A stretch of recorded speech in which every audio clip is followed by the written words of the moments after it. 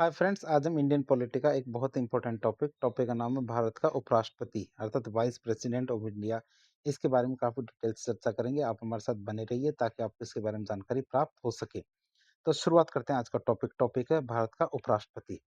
सबसे पहले उपराष्ट्रपति का पद और अमेरिकी संविधान से तुलना की बात करें तो भारत में उपराष्ट्रपति का पद देश का दूसरा सर्वोच्च संवैधानिक पद होता है। तो सबसे नंबर वन पे कौन आता है? हमारा राष्ट्रपति। और दूसरे नंबर पे कौन आता है? हमारा उपराष्ट्रपति आता है। स्रोत की बात करें तो ये पद हमारे संयुक्त राज्य अमेरिका मतलब यूएसए के संविधान से प्रेरित है। जो हमारा उपराष्ट्रपति का पद है ये हमारे यूएसए के संविधान से प्रेरित है। आप इसे याद रखेंगे। तो अब देखेंगे भारत और अमेरिका के जो उपराष्ट्रपति का पद है इन दोनों में क्या अंतर है उसकी बात करें। तो सबसे पहले अमेरिका की बात करें। यदि राष्ट्रपति का पद मतलब किसी मृत्यु की वजह से, त्याग पत्र की वजह से रिक्त हो जाता है, क्या राष्ट्रपति का पद हमारे किसी भी वजह से रिक्त हो जाता है तो उपराष्ट्रपति शेष बचे हुए कार्यकाल के लिए राष्ट्रपति बन जाता है। उपराष्ट्रपति क्या हमारे शेष बचे हुए पूरे कार्यकाल के लिए राष्ट्रपति बन जाता है। भारत की बात करें तो भारत में ऐसा नहीं होता।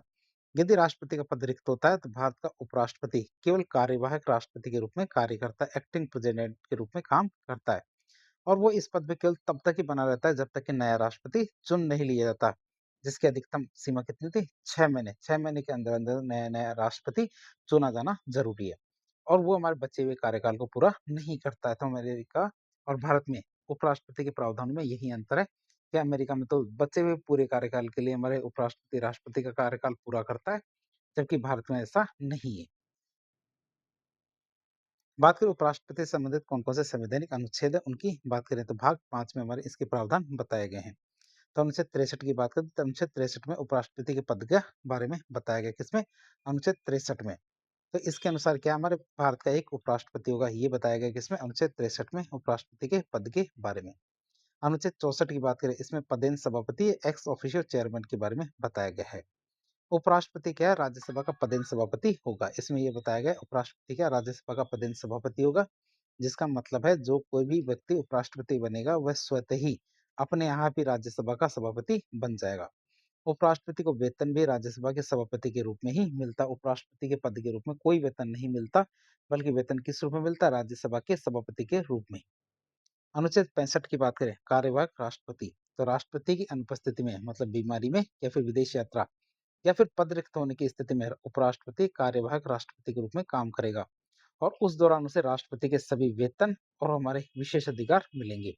ये बताया गया हमारे अनुच्छेद 65 के अंदर, जिसमें हमारे कार्यवाहक राष्ट्रपति के बारे में बताया गया है।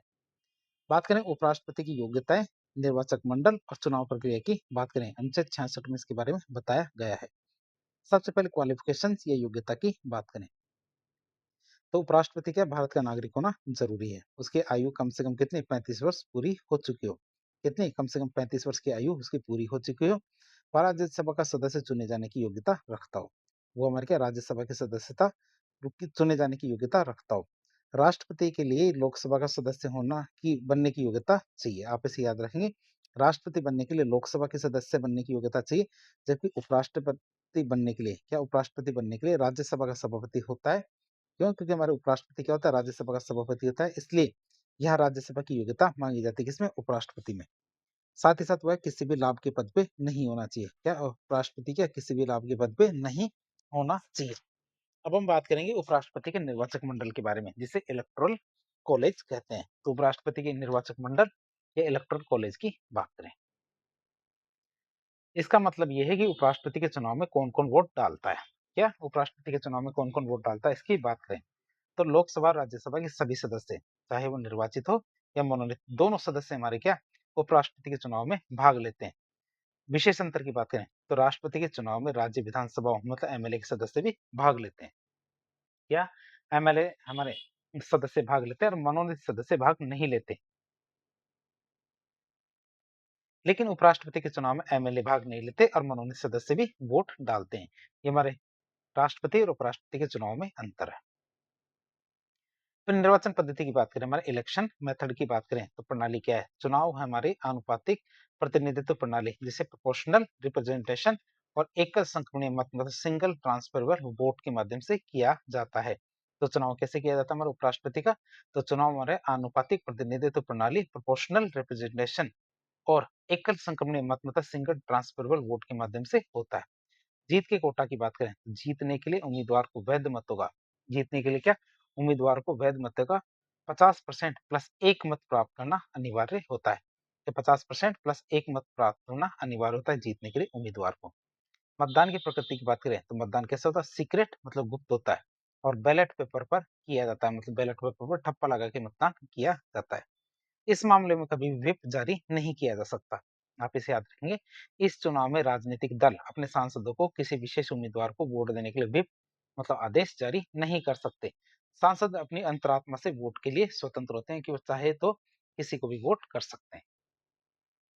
अनुच्छेद 67 की बात करें, अनुच्छेद 67 क्या कहता है? 67 क्या कहता है कि कार्यकाल और पद से हटाने की प्रक्रिया क्या होगी? रिमूवल प्रोसेस की बात करें तो कार्यकाल की बात करें तो उपराष्ट्रपति का कार्यकाल पद ग्रहण की तारीख से 5 वर्ष का होता है।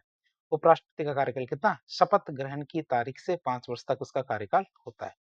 हटाने के आधार की बात करें, ग्राउंड ऑफ रिमूवल की बात करें तो संविधान में ऐसा कोई विशेष कारण नहीं लिखा गया है, मतलब जैसे संविधान का उल्लंघन करना या इस तरह से कोई कारण नहीं लिखा गया है जिसके आधार पर उपराष्ट्रपति को हटाया जा सके। बात करें उपराष्ट्रपति को हटाने की क्या प्रक्रिया है? प्रक्रिया की बात करें जिसे हम संसदीय प्रक्रिया कहते हैं।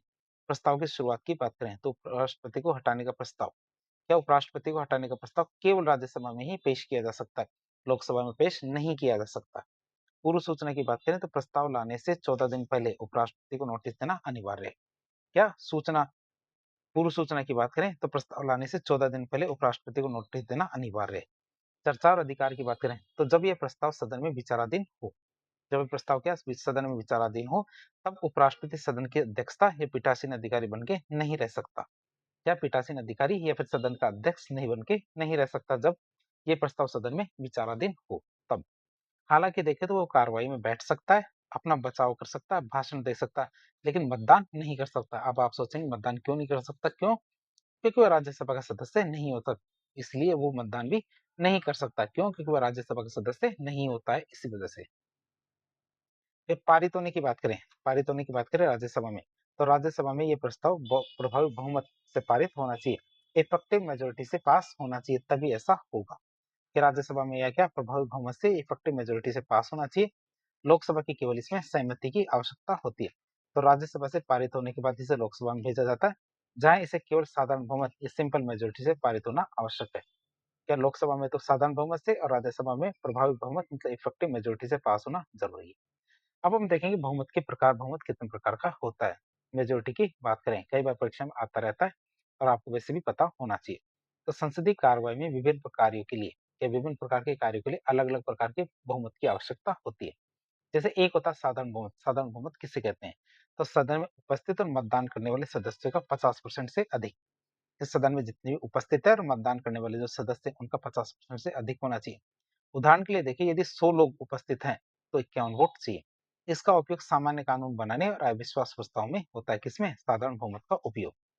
पूर्ण बहुमत की बात करें, एब्सोल्यूट मेजोरिटी की बात करें, तो सदन की कुल सदस्य संख्या मतलब कितनी?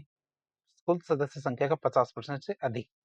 जैसे लोकसभा की कुल सदस्य क्षमता कितनी है? 543 की कुल क्षमता कितनी है? 543 है, तो 272 वोट इसके लिए चाहिए। और इसका उपयोग हमारे सरकार बनाने के लिए किया जाता है। सरकार बनाने के लिए इसका उपयोग किया जाता है, किसका? 272 वोट का। फिर बात करें हमारे प्रभावी बहुमत की, इफेक्टिव मेजोरिटी की बात करें, तो सदन के उस समय के सदस्य कुल क्षमता में से रिक्त कुल क्षमता में से रिक्त और खाली सीटों को हटाने के बाद बची हुई संख्या की बात करें, तो सदन के तत्कालीन सदस्यों का 50% से अधिक प्रभावी बहुमत या इफेक्टिव मेजोरिटी कहलाती है। इसका उपयोग हमारे लोकसभा अध्यक्ष या फिर राष्ट्रपति को हटाने के लिए राज्यसभा में किया जाता है। किसका? प्रभावी बहुमत का उपयोग। विशेष बहुमत की बात करें, स्पेशल मेजोरिटी की बात करें, तो ये भी हमारे कई रूप होते हैं इसके। खास रूप से देखें तो दो रूप होते हैं, एक तो अनुच्छेद 249 के तहत और एक अनुच्छेद 368 के तहत, जिसे हम कहते हैं संविधान संशोधन के तहत।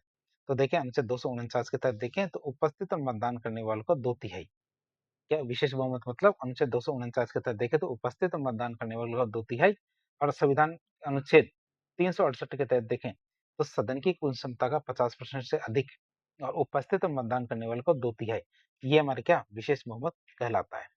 फिर कुल सदस्यों का 2/3 की बात करें, एब्सोल्यूट स्पेशल मेजोरिटी की बात करें, तो सबसे कठोर बहुमत होता है। इसमें हमारे सदन की कुल क्षमता, चाहे कोई उपस्थित हो या ना हो, उसका हमारा 2/3 बहुमत चाहिए। इसका उपयोग केवल राष्ट्रपति पर महाभियोग मतलब अनुच्छेद 61 चलाने के लिए किया जाता है। एब्सोल्यूट स्पेशल मेजोरिटी मतलब कुल सदस्यों का 2/3 बहुमत से होती है। और ये केवल हमारे किसके लिए काम में ली जाती है? ये केवल हमारे राष्ट्रपति पर महाभियोग चलाने के लिए काम में ली जाती है। फिर उपराष्ट्रपति के पद की रिक्ति और चुनाव की बात करें, अनुच्छेद 68 में इसके बारे में बताया गया है। तो ये अनुच्छेद हमारे उपराष्ट्रपति का पद खाली होने की स्थिति में और चुनाव के समय को स्पष्ट करता है कि चुनाव किस तरह से होगा, इसके बारे में बताता है। तो कार्यकाल पूर्ण होने की बात करें तो यदि उपराष्ट्रपति का 5 वर्ष का सामान्य कार्यकाल पूरा हो जाता है, यदि उपराष्ट्रपति का हमारा क्या 5 वर्ष का सामान्य कार्यकाल पूरा हो जाता है तो पद खाली होता है। तो क्या पद खाली हो जाता है? पद खाली होने से पहले ही नए राष्ट्रपति का चुनाव संपन्न करा लिया जाना चाहिए। जब पद खाली हो उससे पहले पहले हमारे क्या नए उपराष्ट्रपति का चुनाव करा लिया जाना चाहिए। आकस्मिक रिक्ति की बात करें, जैसे मृत्यु, त्यागपत्र हटाए जाने की बात करें, यदि पद अचानक से खाली हो जाता है तो हमारा संविधान ऐसा कहता है कि चुनाव जल्दी से जल्दी एज सुन एज पॉसिबल कराए जाने चाहिए। फिर राष्ट्रपति और उपराष्ट्रपति के नियमों में क्या अंतर है? यदि राष्ट्रपति का पद अचानक खाली होता है तो संविधान मतलब अनुच्छेद 62 के तहत अधिकतम 6 महीने के भीतर चुनाव कराना अनिवार्य होता है। यदि राष्ट्रपति का पद खाली होता है तो हमारे अनुच्छेद 62 के तहत अधिकतम 6 महीने के अंदर अंदर चुनाव कराया जाना जरूरी है। लेकिन उपराष्ट्रपति के मामले में देखें तो 6 महीने की कोई संवैधानिक बाध्यता नहीं है। तो उपराष्ट्रपति के मामले में 6 माह की कोई संवैधानिक बाध्यता नहीं है, केवल यथाशीघ्र शब्द का प्रयोग किया गया जितना जल्दी हो सके। उपराष्ट्रपति की शपथ की बात करें, इसका हमारे अनुच्छेद 69 में उल्लेख किया गया है। तो उपराष्ट्रपति को पद और गोपनीयता की शपथ भारत के राष्ट्रपति के द्वारा दिलाई जाती है। क्या हमारे राष्ट्रपति को पद और गोपनीयता की शपथ किसके द्वारा दिलाई जाती है? भारत के राष्ट्रपति के द्वारा शपथ दिलाई जाती है। यदि राष्ट्रपति अनुपस्थित है तो राष्ट्रपति के द्वारा इस कार्य के लिए नियुक्त किया गया कोई अन्य व्यक्ति उपराष्ट्रपति को शपथ दिला सकता है। कौन? राष्ट्रपति के द्वारा नियुक्त कोई भी व्यक्ति उसको शपथ दिला सकता है। वैसे हमारे राष्ट्रपति के द्वारा ही शपथ दिलाई जाती है। बात करें हमारे आकस्मिक स्थितियों में, अचानक वाली आपातकालीन स्थिति की बात करें तो आकस्मिक स्थितियों में राष्ट्रपति के कार्यों को निर्वहन की बात करें अनुच्छेद 70 में, तो संविधान निर्माताओं ने यह अनुच्छेद उन परिस्थिति के लिए रखा है जिनकी स्पष्ट कल्पना संविधान में नहीं की गई थी। यदि कोई ऐसी स्थिति आ जाए जहां राष्ट्रपति अनुपस्थित हो तो उपराष्ट्रपति उनके कर्तव्य का निर्वहन करेगा। जहां पे हमारे राष्ट्रपति अनुपस्थित है तो वहां पे उपराष्ट्रपति उसके कर्तव्यों का निर्वहन करेगा। संसद की शक्ति की बात करें तो यदि राष्ट्रपति और उपराष्ट्रपति दोनों के पद क्या यदि राष्ट्रपति और उपराष्ट्रपति के दोनों के पद एक साथ खाली हो जाए तो ऐसी स्थिति से निपटने के लिए नियम बनाने का अधिकार केवल संसद को दिया गया है। ऐसी स्थिति से निपटने के लिए हमारा नियम बनाने का अधिकार किसको दिया गया है? केवल संसद को दिया गया है। मतलब एक साथ दोनों के दोनों पद खाली हो जाए, राष्ट्रपति और उपराष्ट्रपति दोनों के पद। फिर बात करें राष्ट्रपति कर्तव्य निर्वहन अधिनियम 1969। क्या राष्ट्रपति कर्तव्य निर्वहन अधिनियम 1969 की बात करें तो इसी शक्ति का प्रयोग करते हुए संसद ने 1969 में कानून बनाया कि यदि राष्ट्रपति और उपराष्ट्रपति दोनों पद पे नहीं है तो भारत का मुख्य न्यायाधीश सीजेआई कार्यवाहक राष्ट्रपति के रूप में काम करेगा। तो भारत का मुख्य न्यायाधीश है सीजेआई, ये क्या करेगा? कार्यवाहक राष्ट्रपति के रूप में काम करेगा। और यदि सीजेआई का पद भी खाली है तो हमारे सुप्रीम कोर्ट का वरिष्ठतम न्यायाधीश ये कार्यभार संभालेगा। ऐतिहासिक उदाहरण की बात करें तो 1969 में राष्ट्रपति जाकिर हुसैन का निधन हो जाता है और उपराष्ट्रपति वीवी गिरी के इस्तीफा दे दिया था। तो वीवी गिरी ने तो इस्तीफा दे दिया और हमारे जाकिर हुसैन का निधन हो जाता है। तो उस समय के सीजेआई मोहम्मद हिदायतुल्लाह के ने कार्यवाहक राष्ट्रपति का पद संभाला था। फिर बात करें चुनाव संबंधी विवादों की बात करें, अनुच्छेद 71 में आता है। तो ये अनुच्छेद सर्वोच्च संवैधानिक पदों के चुनाव में पारदर्शिता को सुनिश्चित करता है। हमारे क्या अनुच्छेद 71? अनुच्छेद 71 क्या करता है? हमारे सर्वोच्च जो हमारे संवैधानिक पद है उनके चुनाव में पारदर्शिता को लेके आता है। तो बात करें चुनाव संबंधी कौन कौन से विवाद है और उनका निपटारा किस तरह से होगा।